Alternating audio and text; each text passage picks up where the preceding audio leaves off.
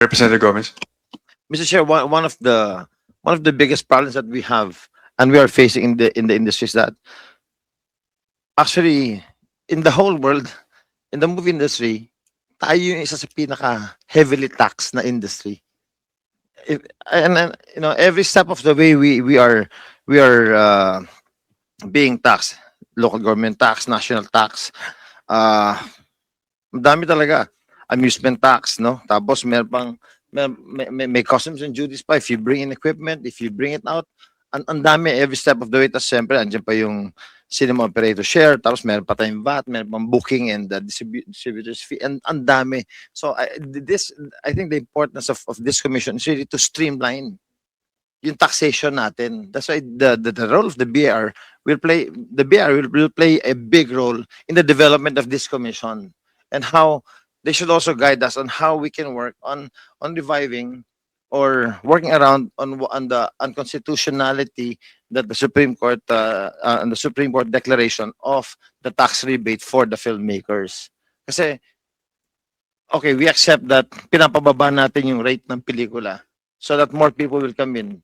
But still, as you bring down the prices of movie tickets, yung ROI ng producers tumatagal yon kasi lumilit yung pumapasok plus yung share nila pare-pareho lang, taxes, fees, dividends, you know, yung division ng producer, ng cinema owners, tapos yung government taxes, ang tagal, so matagal yung ROI. I think the importance of this this commission is really to streamline yung money line, yun ang pinaka-important, the money line, how to streamline all those taxes, all those benefits, no? That especially that the FDCP is already doing, and the things that they are not able to do. Dapat Mr. Chair, yun ang I think one of the most important part is really the money making venture of the producers that will benefit the whole industry. Representative Gomez, thank you so much for that. Actually, that's very critical dito. And Sa with tax- regard to that, Mr. Chair, Oh, I'm not an author of this bill. Can you please include me as a co-author of this? yes, It's yes, very certainly, interesting, and certainly. as a member of this wonderful industry, I'd like to be a big part of this. Representative Gomez, dapat co-author ka talaga dito. And I do want to say we'd like to hear about ano ba yung kasi nandun ako sa FDCP nung when they launched the roadmap nung December, and I think we mentioned about the certain taxes that we have enough powers to maybe determine whether those are feasible or not, and then there are certain taxes that are beyond the scope, no? So maybe hear again from FDCP, please. If I may suggest the body, we also have reservation on imposing additional 2 pesos for as film tax because it will be passed on to the consumer. What we can possibly explore is for the digital services tax for streaming platform, a portion of it to be deposited to the film endowment fund, and that fund could be the source for the incentives for those films that would be graded A or graded B. Thank you, Mr. Chair. Okay, thank you, FTCP. So, tanggalin na natin yung 2 pesos na yan. Tapos, siguro we can take a look at putting that funding sa Film Endowment Fund. I think yung 5% digital services VAT, ideally dapat sa PCIDA Council Fund yan pupunta. Hindi pa na-implement yet because nag-start ng June 2025 and they're collecting half of the year for that. Hindi na-reflect sa National Expenditure Program in time for 2026. But buti na lang pinag-usapan natin to dahil yung 2027, nagsabi po sila ang finance cluster po ng national government, it will be reflected in 2027. So we are in the moment of helping determine kung ano ba yung direction dapat ng funding na. At babantay po natin na dapat pumunta sa creative industries yan. Na hindi pwedeng hindi ma-fund at hindi baka sabihin mapunta sa ibang sector, no? By law. Yan po yung pinaglaban po ng past congresses na dapat mabigyan ng funding yung creative industries po natin. Okay, yes, Mr. Cortez, you're recognized. Yeah, before we go on, and I agree with Congressman Gomez na streamline lahat ng mga taxes. But for the information of this body, para bumaba yung lalo yung box office tickets, dapat tanggalin na. Hindi, I don't know if FDCP is aware of this, na nagcha-charge ang LGU sa bawat ticket na 10 pesos cultural tax. Na, ewan ko yung mga producers, if you're aware of this, pero since Marcos Senior term ay nagcha-charge na ng 10 pesos lang, pero hindi naman napupunta sa dapat mapuntahan kasi tinatago or ninanakaw na ng LGU dahil negligible naman 10 pesos lang, pero kung kikwentahin mo lahat-lahat yun, since that time aabot na yun ng mga 200 millions, pero dapat yun tanggalin na muna para lalong bumaba yung ticket sa box office.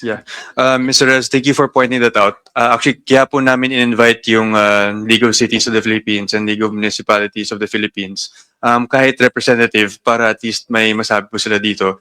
Nung tinignan po ng committee yan, ay meron pong kailangan i-amend sa local government code. Yun daw po sabi sila. But may I ask BIR, ano bang pwedeng gawin dito? Good afternoon po. At to such concern po, idadagdag po natin siya sa position paper po.